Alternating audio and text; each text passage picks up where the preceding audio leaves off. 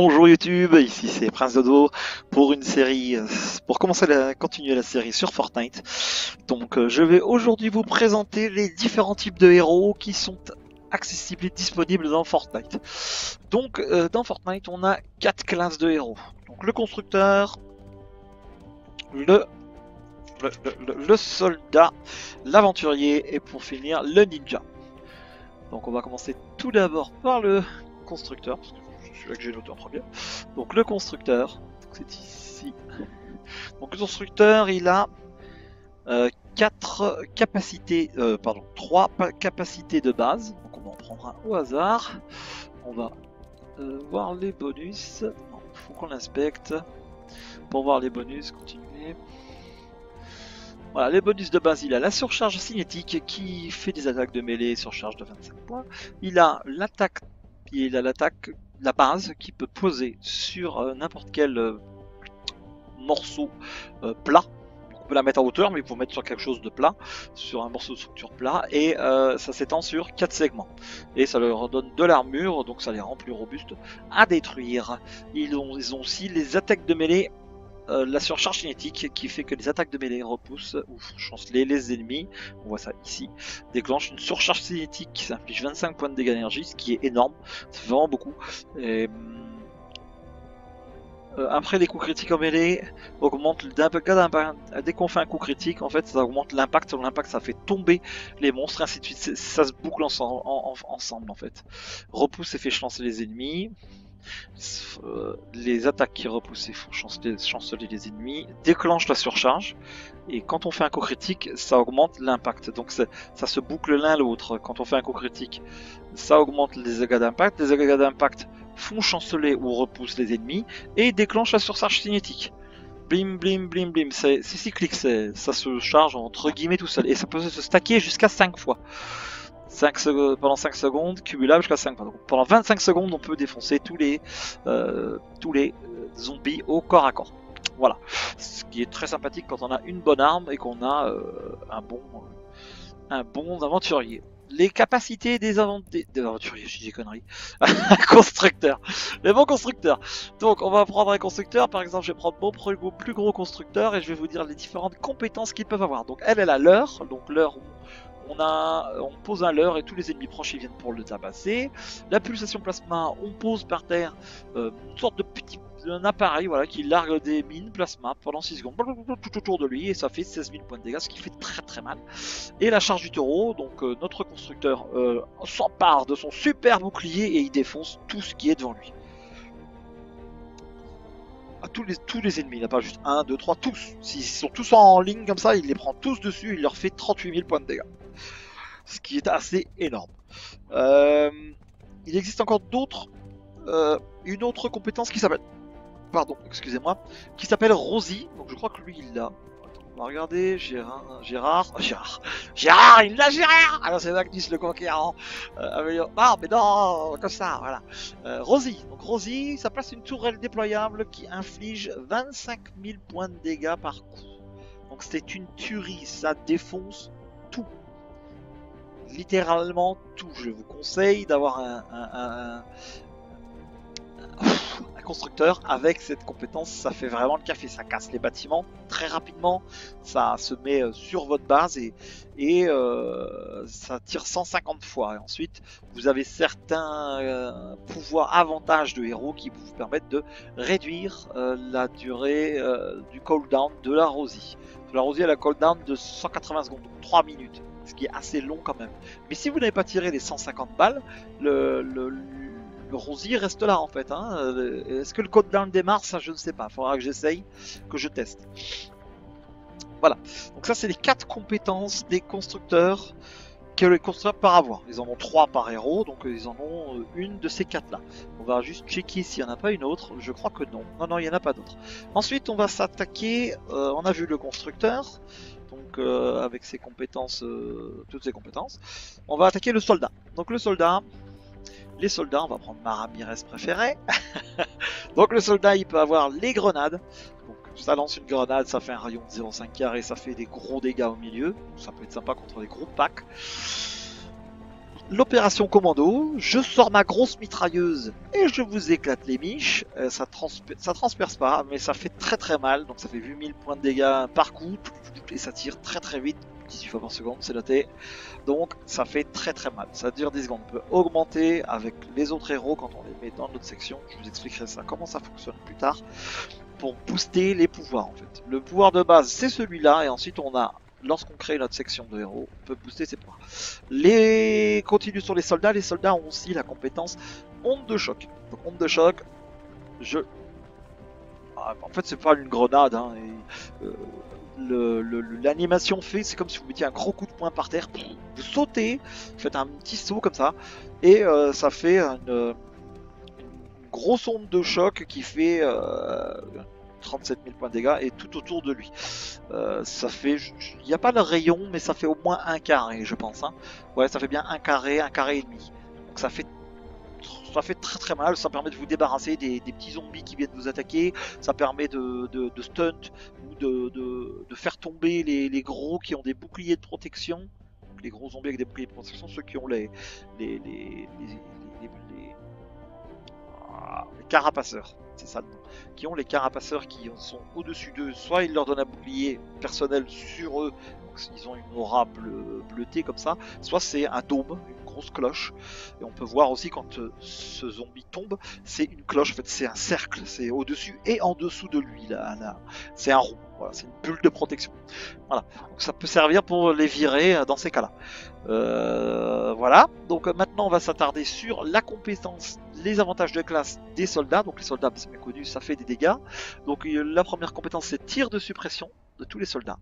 Tous les soldats longs, hein. Tous les soldats longs, donc les tirs consécutifs sur la même cible affichent 3% de dégâts, cumulable 5 fois. Par contre, changer de cible annule le cumul. Plus vous bourrinez le même, plus vous lui démontez la tête. Et tête froide, lorsque vous avez tué 3 ennemis, et ben vos dégâts ils augmentent de 35% pendant 7 secondes. Dans la stabilité pendant 35%, et je dis n'importe quoi, c'est moche.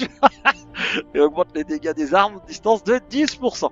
10% ça peut devenir totalement insane à haut level. 10% bah, c'est beaucoup, c'est vraiment beaucoup. 10, 15, 20% ça devient totalement fou. Voilà, et les différents membres d'une escouade boostent chacun de ses pouvoirs. Les soldats ont d'autres pouvoirs, par exemple opération commando on a vu, Grand Flag on a vu, One Shot on a vu. On cherche avec cri de guerre. Voilà, cri de guerre et gauche et droite. Parfait, elle a les deux. Améliorer, inspecter. Donc gauche et droite. Active 2 pistolets. Elle prend ses 2 pistolets dans ses mains et ça fera kiffer pas mal de gens parce que c'est assez sympathique à faire. Il y a un cooldown assez énorme, quand même 100 secondes, c'est beaucoup. Mais vous pouvez mettre des objets, vous pouvez mettre des objets, des héros pour réduire le cooldown de ce sort. C'est typiquement pour jouer, enfin à l'époque c'était pour jouer avec des personnages qui avaient des pistolets. Là, peu importe, c'est gauche-droite, avantage. Bah voilà. Son avantage à elle, vous voyez, elle c'est les 6 premières balles des pistolets pour 40% de dégâts supplémentaires. Mais quand elle active sa compétence, ça compte pas comme un pistolet, je ne pense pas.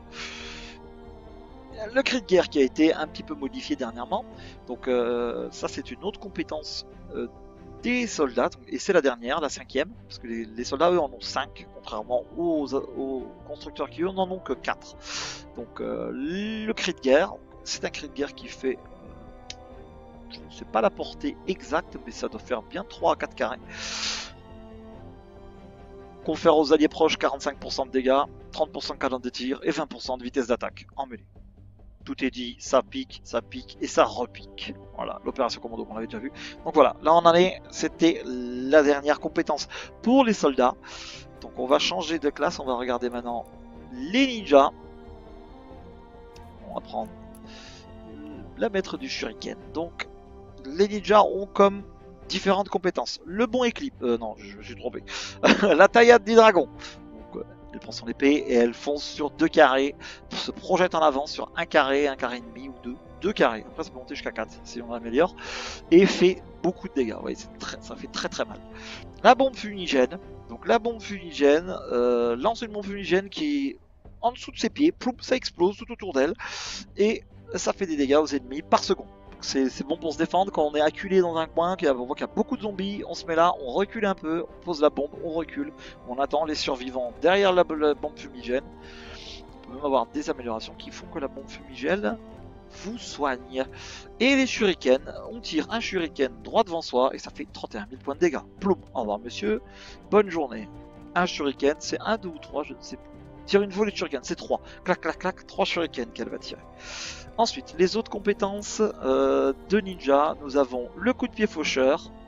Le coup de pied faucheur, donc le coup de pied faucheur qui est là.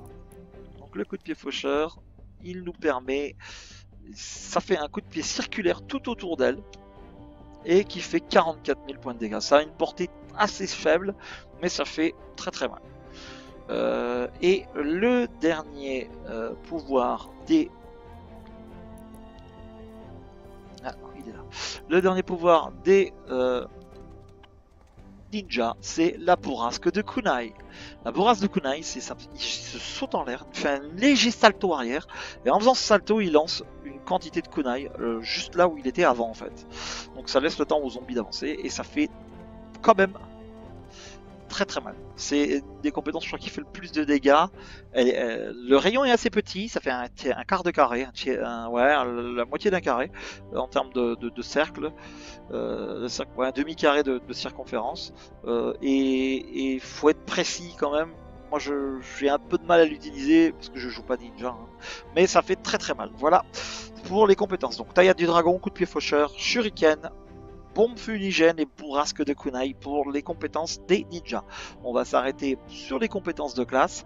Donc l'avantage de classe, bien sûr, il a le bond de la menthe. Il saute, on rappuie sur sauter en plein milieu d'un saut en l'air. Il fait un deuxième saut. Et la posture furtive qui permet de rester au corps à corps pour désinguer du zombie. Donc après avoir éliminé un ennemi, pas 2, pas 3, pas 5, 1. Le premier que vous tuez, hein, c'est vous hein, que le tuez, c'est pas quelqu'un d'autre. Vous entrez en pause furtive pendant 4 secondes, et pendant 4 secondes, la pause furtive augmente l'armure de 60 points, ça réduit 60% les dégâts, c'est très efficace, et la vitesse de déplacement de 15%. Vous allez plus vite, vous encaissez mieux les coups. Après, il faut quand même se placer de façon intelligente et subtile, faut pas bourriner comme un malade, parce que vous allez rapidement mourir. Les ninjas tapent très fort au corps à corps, mais il faut éviter les gros packs ou leur mettre des taillades du dragon dans la tête et des shurikens. Ça permet ils ont des compétences pour réduire la taille des packs, et quand les packs arrivent au corps à corps, blam blam blam blam, on les dézingue. Voilà, c'est le but du jeu. On a terminé avec les aventuriers, ma classe préférée. Donc les aventuriers, ils ont 4 compétences. On va voir les 4 compétences avec mon copain Sudar. Donc l'avantage numéro 1, on a les compétences numéro 1, on a le bon éclipse. Le bon éclipse, c'est il se téléporte vers l'avant et il bénéficie d'un boost de vitesse de déplacement de 30% pendant 3 secondes. Voilà, ça c'est très très fort pour farmer rapidement, pour se déplacer très rapidement. La deuxième attaque ce qu'il a, c'est l'électro-tour. Ça pose une tour par terre, elle se marquait 0 parce que c'est un bug, c'est pas grave. Ça fait beaucoup de dégâts et ça, en fait, ça rebondit. Les éclairs rebondissent sur tous les zombies qui y a autour. Si vous mettez ça au milieu d'un pack, vous voyez, le pack va fondre, complètement fondre. Les trash, ils vont mourir quasi instant et sans avoir de buff. Hein. Et les gros, ils vont être, elle va avoir un impact assez important les retours, et les gros zombies vont être stunt, étourdis. Et la troisième compétence, nous avons l'ours. Donc l'ours, je pose gros nounours en ferraille mécanique, et le nounours il tire. Il s'arrête pas de tirer. Tant qu'il y a des ennemis, il tire. Il tire sur tout ce qui bouge. Donc très pratique pour. Plus l'ours, quand on le pose, on peut se cacher derrière. Petite astuce, on peut se planquer derrière s'il y a des gros zombies bleus qui tirent avec leurs yeux des faisceaux laser. On se cache derrière, on n'est pas touché par les lasers. C'est over the top. Et les avantages de classe. Donc la charge antimatérielle en avantage de classe, qui avant était une compétence propre. Non, je vais passer sur les dernières compétences. Donc on a l'ours électro-tour, le bon éclipse, et il nous en manque une. On va aller la chercher. Elle est là. Ça s'appelle le fracas sismique. Le fracas sismique, ça frappe le sol du poing et ça fait une onde de choc sur un demi-carré de large, à peu près, un peu moins. Et ça fait très mal sur une distance de 1 carré à 1 carré et demi. exactement, je ne saurais pas. La portée est pas ouf, mais quand vous êtes acculé, ça fait ce que ça doit faire. Ça fait le café, ça clean tous les trash. Les gros, ça les peut même les repousser parce que ça fait très très mal et il y a d'avoir un impact assez élevé avec. Donc ça permet de vous barrer. Si vous n'avez plus de bon Eclipse, c'est un peu le dernier recours pour vous sauver les miches. Voilà, les 4 compétences d'aventurier donc sont bon Eclipse, ours, électrotour et le fracas sismique. Oh, on n'a pas regardé les avantages de classe. Donc les avantages de classe, et ce sera mon dernier, la fin de ma vidéo juste après. Donc la charge antimatérielle, c'est quelque chose de monstrueusement magnifique. Donc ça permet de détruire les structures, ça récolte en même temps, ça détruit et ça récolte en même temps. Pour l'activer, il faut utiliser le clic droit quand vous avez la pioche. Voilà, l'attaque lourde c'est le clic droit, comme si vous aviez une arme de mêlée. Et vous utilisez le clic droit avec la pioche et ça fait une charge antimatérielle. Donc ça casse plus ou moins tout sur le chemin. Selon le carré qui est devant vous, ça casse tout. Après ça reste, il faut viser. État de grâce, donc ça c'est des attaques à la pioche. Au bout de 5 fois que vous avez tapé dans des ressources à la pioche, des ressources ou n'importe quoi, hein, ça augmente ses dégâts de la pioche, donc ça permet de farmer encore plus vite. Et en plus, vous voyez tous les containers proches qui ont du butin élevé. C'est-à-dire que les conteneurs où il n'y a rien, ben, ça s'allume pas en fait. Voilà. Et donc ça augmente aussi les dégâts de la pioche dans votre vitesse de déplacement de 7,5%. C'est anodin, c'est un petit boost en plus, mais c'est assez sympathique. Cumulé au bon Eclipse, vous pouvez rester en état de grâce tout le temps en fait. Donc vous avez les 7,5% et faites des bons Eclipses qui vous boostent de 30%. Donc là vous pouvez farmer très très vite les maps. Et le dernier c'est la main à butin. Donc les fragments de chargeur de la main à butin. Donc c'est les fragments de chargeur que les aventuriers peuvent ramasser pour lancer les ours et les électrotours. Donc là vous pouvez les lancer avec les fragments, donc ça réduit le coût du cooldown, du rechargement. Si vous n'avez pas de fragments, vous pouvez quand même les lancer. Les sorts, mais ils vont durer plus longtemps en temps de rechargement. Donc c'est 45 secondes de base, et si vous avez mis, ça durera plus que 30 secondes pour relancer un nouvel ours ou une nouvelle électrotour.